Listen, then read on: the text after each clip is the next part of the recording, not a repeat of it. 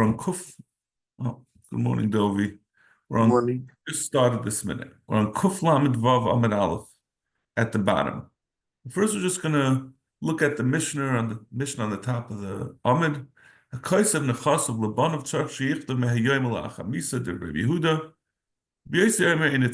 was the beginning part of the Mishnah, which we talked about on this Amid.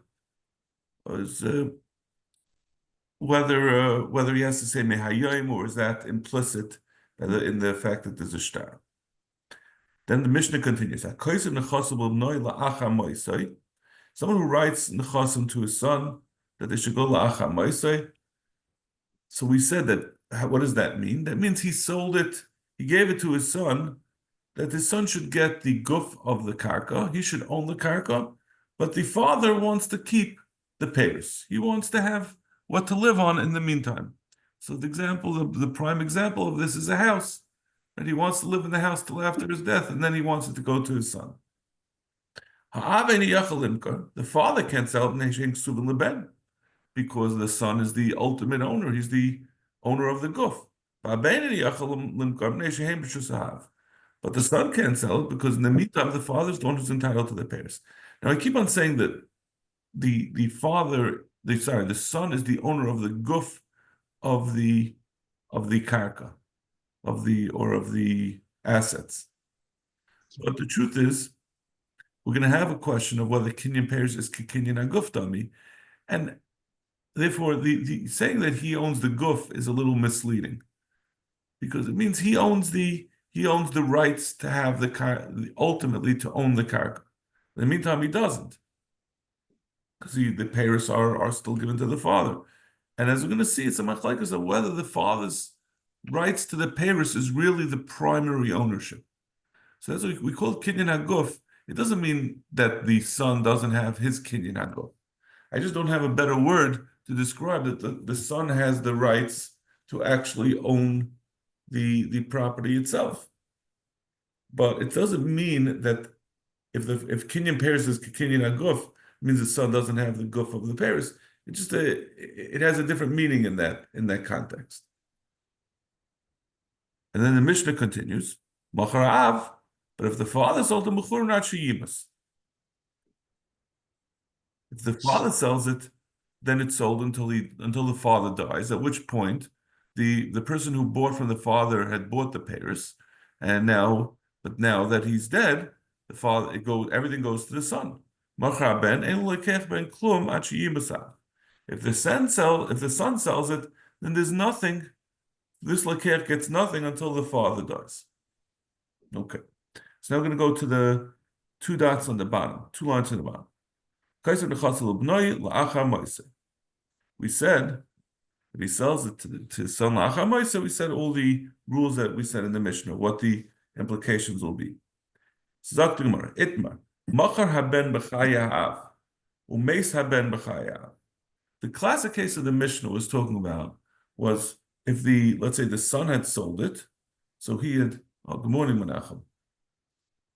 We're on the bottom of Kuf Lamed Vav Amid Aleph. So we're just about to start the Gemara, where the Mishnah again had said that if a father gave to his son the kinyan of his house, but the father wanted to stay in the house until after his death. So he said the father owns the payers, and the son will then owns the guf, which will go into effect upon the father's death. So we said if the father sells, the Mishnah said if the father sells his rights, then the payers, the use of the house, goes to whoever he sold to until the father's death. If the son sold his rights, the person who bought it doesn't get anything until the father dies. Now the Gemara is saying, Itma, machar ben b'chayav. What if the son sold it while his father was alive? So in the meantime, the father is still using the house. The father's still entitled to the payers. Umeis haben b'chayav. And then we're waiting for the death of the father, but then the son died before the father did. So the person who bought it is waiting for the father's death to get anything, but then the son died before the father. Rabbi Yochanan, lo kana lekech. Rabbi Yochanan says this lekech gets nothing. This sale does not go through. Now, this is obviously a chiddush. What difference, one would think, what difference does it make? The son has a right. Why can't he sell what he has a right to? And if he dies, he already sold it. What difference does it mean? Does it make? Rish Lakish Rish Lakish says no. The kech was kind. So now we're going to explain. Kinyan Paris Kinyan Aguftami. Rabbi Yochanan says that when the father who owns the rights to use the house until his death, he has kinyan Paris. And when we say it's kinyan aguftami, it doesn't mean it's similar to the kinyan that the son that the son owns. What it means is the father has he has the main kinyan in this property. The kinyan of Paris, the right to use the Paris, is an indicia that he is the true owner. It's sort of an abstract concept. But when we're trying to this is such a thing that we have to determine who is the real owner. There could be only one real owner. And Rabbi Yochanan Shita is that real owner is the owner of the Paris, the one who has the rights to use it. The son, Einach Hanami, has the ultimate, he's going to end up with it. But in the meantime, as long as it's by the father, he is the real owner. Therefore, if the son dies, if the son had sold away the property, right, before his own death and before the death of the father, but if the son sells it away, he's showing he's dispensing of his ownership, of his rights to ownership. And so we add the two things together. First of all, the son has said, I'm selling it away. I don't really want it. And the fact that the father is the one who really owns it now, that stops the transfer from taking place to the son and through the son to the purchaser. And again, this is something like it's heavily explained in both the Rishonim and the Achrayim. Because obviously it's a little hard to understand. If we do things like sort of mathematically, what difference does it make? What difference does it make if he sold it, if the son sold it? He has a right. Whatever his right is, why can't he sell that right? But the fact is, if you hold Kinyan Pirs, Kinyan Guftami, he has a lesser, we understand that means he has a lesser hold on this property.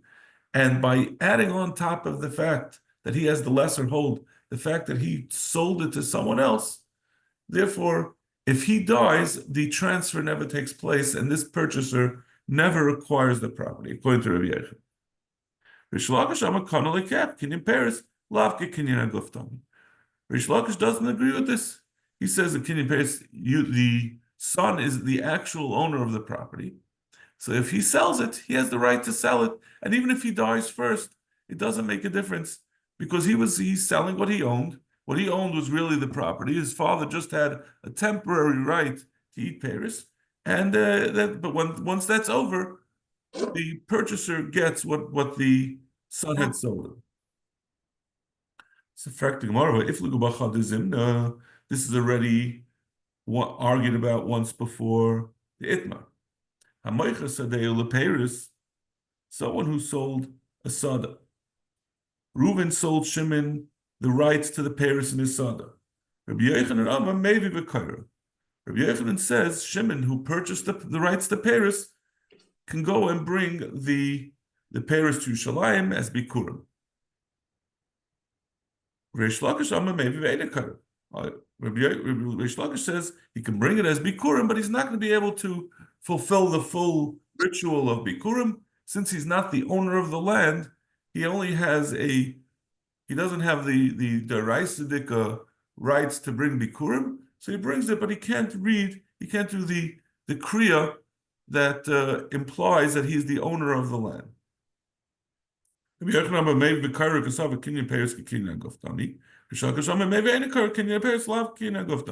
this lines up with the shita that we said before. Rabbi Yochanan says that he can bring because he holds Kinyan Paris is Kinyan Aguf, and it belongs to the purchaser.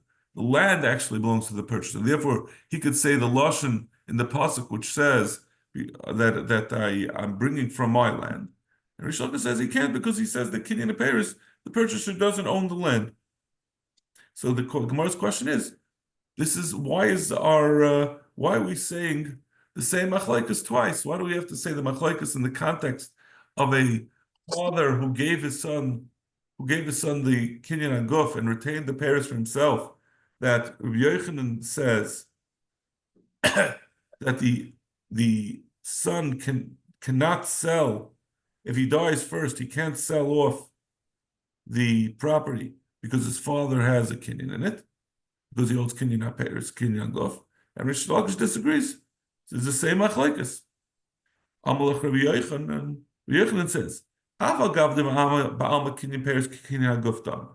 even though I already stated in the context of Bikurim that Kinyan Paris is Kinyan Aguf, and the purchaser of Paris can be Mevi V'Kaira.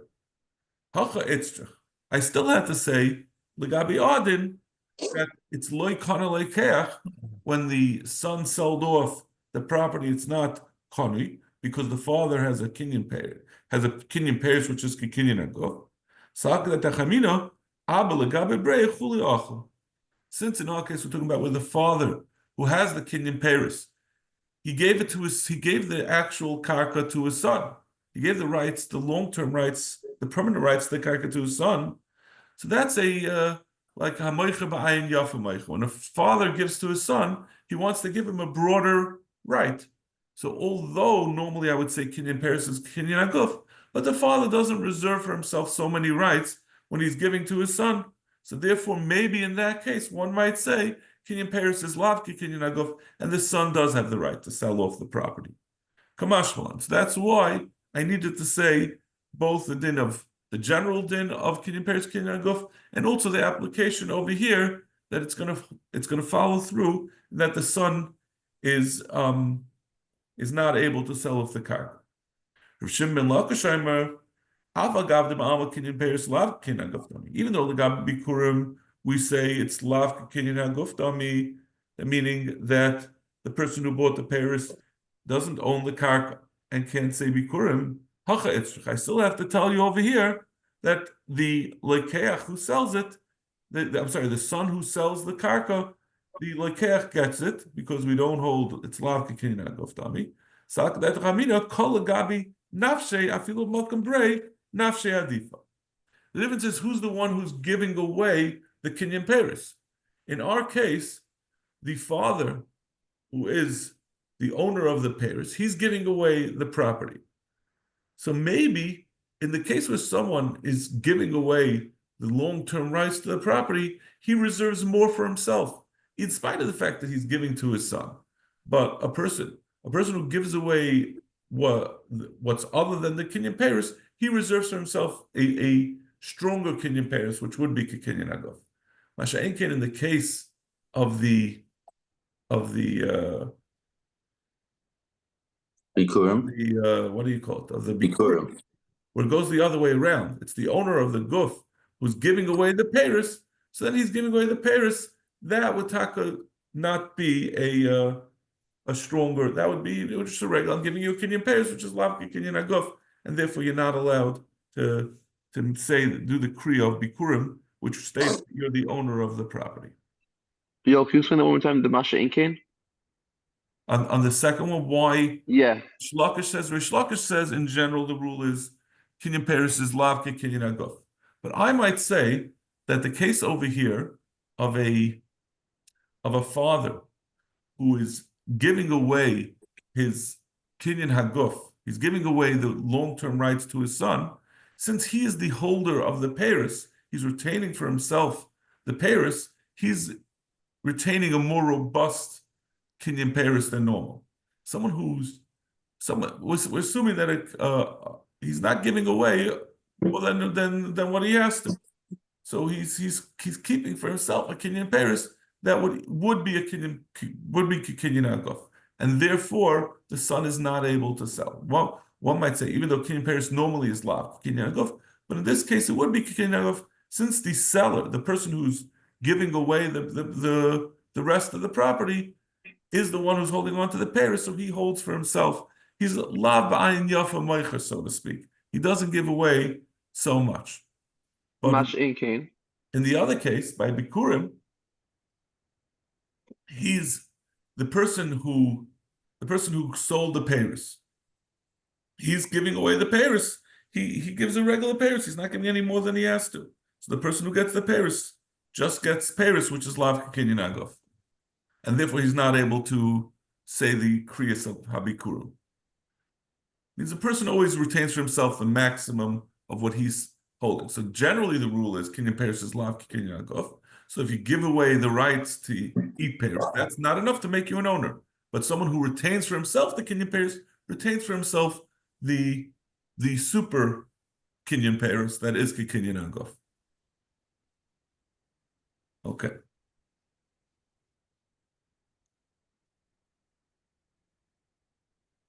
Esvei, Rabbi Yochanan and Reish Lakish. Rabbi Yochanan answered on Reish Lakish. Rabbi Yochanan again is one who holds Kinyan Paris is Kinyan Agov. Reish Lakish said it's not. Nichsei Lach, if Yaakov was dying, or let's say Reuven was dying, he was in his Shechimera, and he says, I want my property to go to Shimon. Acharecha, Yirish Ploini. And after you, Shimon, get it, I don't want you then to go to your Yarshim. Instead, I wanted to go to Levi. Acharecha, Yirish Ploini. And after Levi, Yehuda should Yarshim it from Levi. It shouldn't go to Levi's Yarshim, it should go to Yehuda. Meis Rishon. So then Taka, first of all, before Meis Rishon was that Reuven died, who was the Shechimera originally given it over to Shimon, and then Shimon died. Meis Rishon, Kana Sheni, then the Levi gets it. Kana Meis Sheni, Kana Shlishi. When Levi dies, then Yehuda gets it. Okay, so we have to just trying to clarify that Meis Rishon, we're not talking about the person who made the original bequest, but rather the first in the chain of people who are supposed to be the consecutive owners. But what happens? Meis Sheni b'chaye Rishon, if Levi died while Shimon was still holding on to the property. Yachzor nechasim liyarshe Rishon. In that case, the nechasim that were designated over here do not go to when Shimon will die, it will not go to Yehuda because the chain has been broken. It was supposed to be from Shimon to Levi to Yehuda, but Levi predeceased Reuven, predeceased Shimon, and Shimon. And then when Shimon dies, there's no chain to get it to Yehuda, and it goes to Shimon's Yarshim get it, in spite of the instructions from Reuven that he wanted it to go from Shimon to Levi to Yehuda. Now, the Gemara is understanding what did each person get. At this point, the Gemara understands it very crudely, that when Reuven gave to Shimon the rights to have it until he dies, he's giving Shimon the Paris. Well, he's allowed to use the Paris until he dies, and then the Paris then after that go to Levi, and after Levi dies, it goes to the ultimate owner, who is Yehuda, because there's no one after Yehuda. Because they're only allowed to use it while they're alive. That means they're allowed to use it, and then it goes to someone else. That's Paris. So, Frak Rabbi Yochanan to Reish Lakish, that Im Isa, if you hold the Yarshe Noisen Mibai, if like you're saying that Kinyan Paris is Lavka Kinyan Agufdami, that the chain broke and therefore nothing really belonged to Shimon. Why is Shimon's Yarshim getting it? He never owned anything. All he had was a Kinyan Paris. Why would his Yarshim have a right to it? What happened was the chain broke, and we couldn't follow through with the original Nisan to Reuven's instructions. It should go to Reuven's Yarshim. There was no how do Yarshim of a Kinyan Paris that's Lavka Kinyan Aguf, how do they get a seat at the table to be able to take the guf of the actual karka?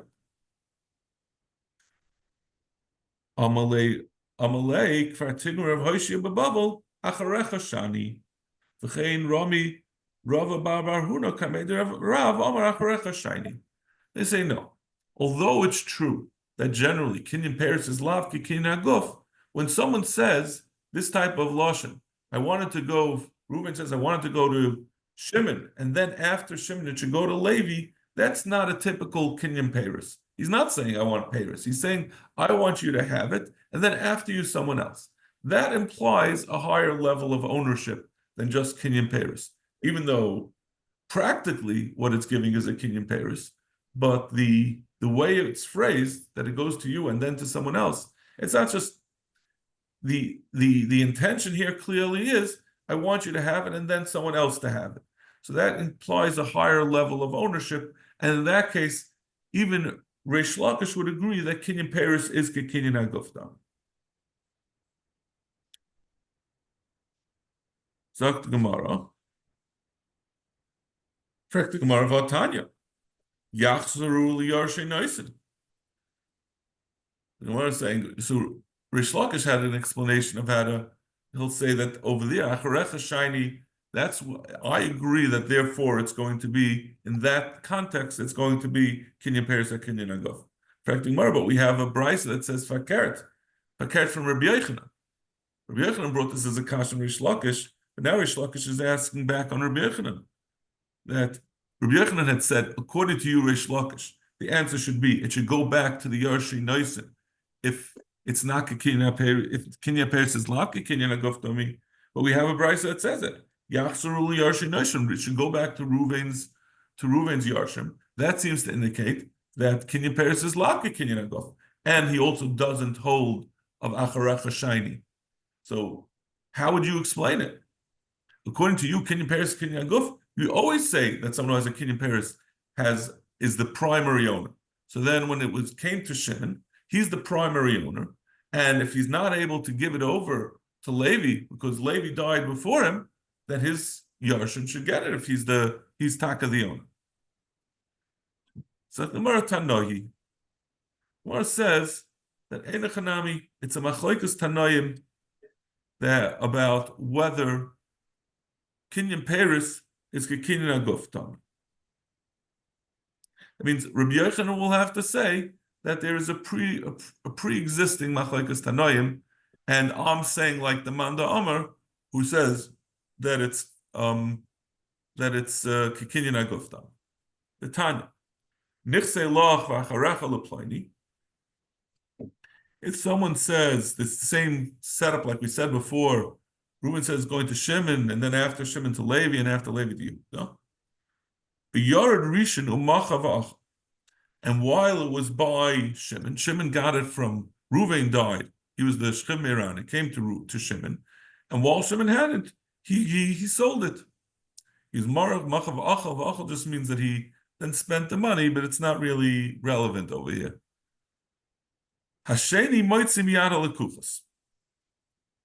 Then, when Shimon dies, Levi can go and take it from the person who bought it from Shimon.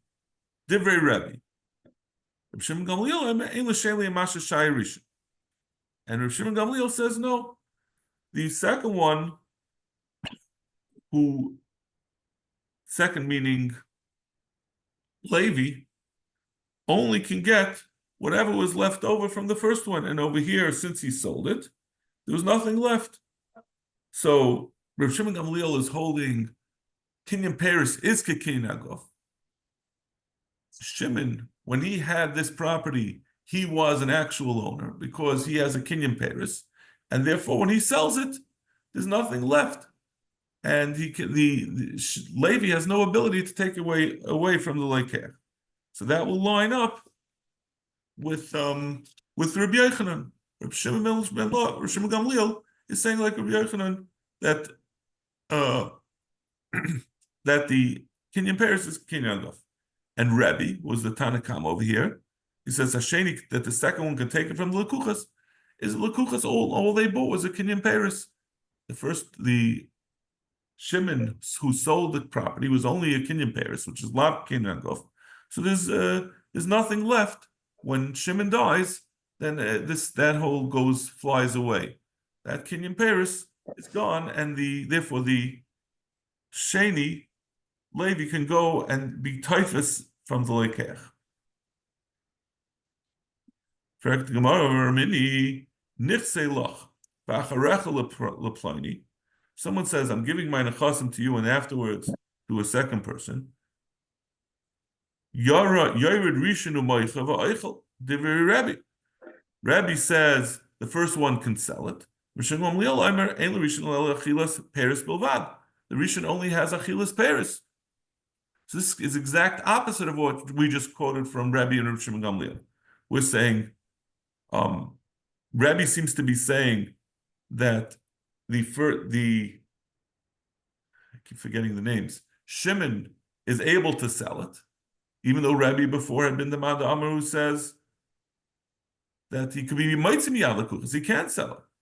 And Rav Shimon Gamliel is saying the first one only has Achilas Peres, and therefore the second, the Sheni can be taken away from the Rishon. Kasha the Rabbi ad the Rabbi or the Rav Shimon Gamliel ad the Rav Shimon. Second one, the Rabbi like Kasha. Hala Gufa Hala Peir. That which Rabbi said in the second brisa, Yared Rishon u'Moicha v'Oichel, all he wants to say is that the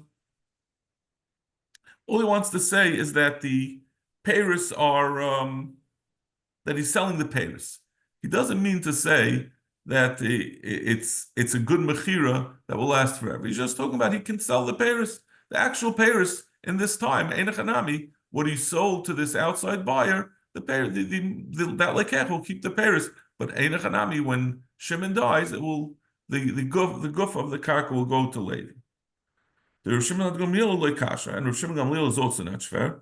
Halachatchila hadiyevet. All Rav Shimon Gamliel is saying when he says Ein l'rishon el achilas peres bilvad, he's not saying that, and therefore that's not a kinyan peres, and therefore he can sell the property. All he's saying is, Lamaisa, all you have is all you were given was to hold the property temporarily. All you were given it by Reuven originally. He gave you a wonderful gift. He gave you this property to hold on to and hold it in trust so that eventually Levi will get it. And those were the intentions of the Nisan. By you selling it, Einachanami Kinyan Peres is Kinyan Guf, and it will be an effective sale, but you really shouldn't do it because Mitzvah L'Kayim Divrei Ames. And although you're fulfilling the letter of the law that you will do, he did give you the right, and that right included the right to sell it, but that's clearly not what Reuven's intention was, and therefore one should not do so. So he's saying, all that the Sheni has is a Kinyan Peres, meaning that's what Reuven gave you, and you should honor that. But if you do so, it would work. So Amar Abaye, and Abaye says, Ezu Rasha Aram, who is a deceptive Rasha? That's someone who gives advice to Shimon and tells him, whispers to him, you know what? You have the ability to sell this property and then it will never go to Levi. And you could sell it. This is a way you can extract the full value of the property. Because if you hold on to it, you're not going to end up with anything. You're just going to have your peiros and then it's going to be gone. But if you sell it, you get the full value now.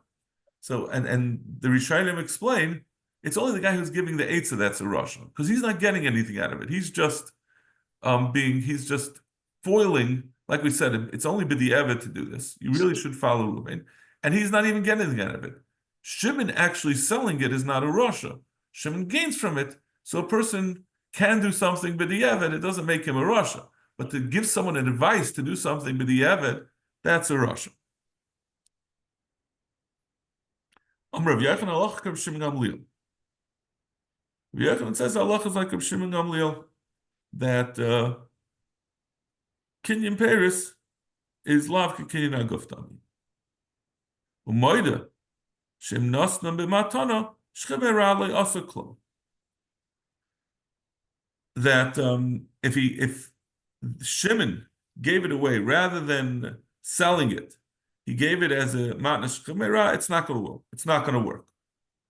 My time. It means in spite of the fact that he holds Kinyan Peres is Kinyan Guf, and he is allowed to give it away, if he gives it with a shchemera, it's not going to work. My timer, Arabaya, Matnas Chemira lekana elacha misa. Because when someone gives the matnas chemira, what are you doing? You're saying, I want it to go. I want to hold on to it for now, but I want it to take effect after misa. Since Reuven had given instructions that when Shimon dies, it should go to Levi, Levi's kinyan happens together with the death of Shimon. Masha Enkin and Mamash Chimera takes place after the death of Shimon. That means that it's almost like that instant. There's one instant which is with the death, and there's one instant that's afterwards. So he's saying that the acharecha is clearly afterwards. He's saying I want it to take place after, but I'm sorry, the manash is acha, but the acharecha means that when as soon as your ownership ends, it should immediately go to the next person. So it's not after misa, but together with the ending of your kingdom. When does the matnas chemira take place? We are just suggest it happens after misa. Abaya amar im gram misa, v'Rava amar la'achar gram misa. We have that Abaya says the other way around. Abaya says the matnas chemira happens together with the death, not afterwards. And he had a machlokes with Rava about this. The Gemara hadabei Abaya me'ahi. Einachanami, Abaya was chayzer and he changed his mind. Means that he said that it's Manish Chemera is Imgmar Misa, that we just quoted the Machlokes Abaye and Rava, he was chayzer from that. How do we know that he was chayzer from this statement? Maybe he was chayzer from his explanation of that, from that which he said that a Matnish Chemera is not going to work because that takes place Lacha Misa. Maybe Taka only takes place with Misa. If a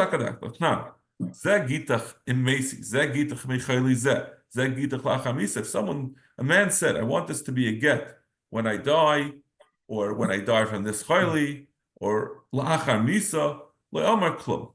In all cases, it's not going to be anything because the get will take place la'achar misa. You can't be megaris someone la'achar misa. So you see, if someone says, it takes place la'achar misa. So that's where we know. That's how we know that Abaya holds that matnas chemira must take place la'achar misa. Amar Zera Rabbi Yochanan, halacha Reb Shimon Gamliel.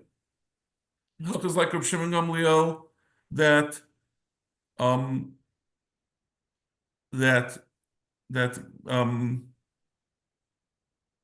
kinyan Paris is lavka kinyan aguf. Va'afilu hayu behen avadim v'yitziin l'cheres. Did I get that right? Yeah. No, it's kinyan. Sorry. It is. It is kinyan. Right.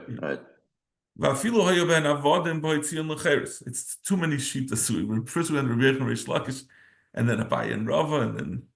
And in any case, even if this property that was given from the Rishon to the Sheni was not karka, but rather was avodim, and the Sheni, the Rishon, Shimon, instead of selling the property, he was mitzi these avodim l'cheres. It's still the din is gonna be, since he's a kinyan peres, kinyan aguf, it's gonna be effective. It's like a pshita. What difference does it make whether he sells it or whether he was meshacher his avodim? It's a kinyan peres kinyan aguf. He has the rights to do with it, and it's effective. So I might say that he never intended to allow you to do something that you're not supposed to do, and it's a lav. You're over in a lav when you meshacher an eved, so that was just he didn't get. Kamashmalim. Even if he used this karka, he made it as tachrichin. Lameis. So therefore, when it's made into tachrich lameis, it's no longer able to be used for anything else. So I might say that it gets repossessed. Pshita. What are you telling me? Why is it any different than selling it? Well, the table is l'shavinu isura hana lo yavilo. Similar to like we said, Gabi Meshachar and Eved, you're making this worthless. It's like making a chametz on Pesach. you're making it something that's also about, no, I only gave it to you to use, and then afterwards to go to Levi. But if you then take, when Reuven gave it to Shimon, he never intended for Shimon to make it unable to be used. And maybe therefore he wouldn't be able to be mashve tachrich lemes. Kamash malon, that he can dispose of it as he wishes. Okay, I think we're going to stop over here. It's getting a bit late. Shkoyach, thank you for your perseverance. I appreciate it. Have a great day, everyone. Have a good day, guys. Take care.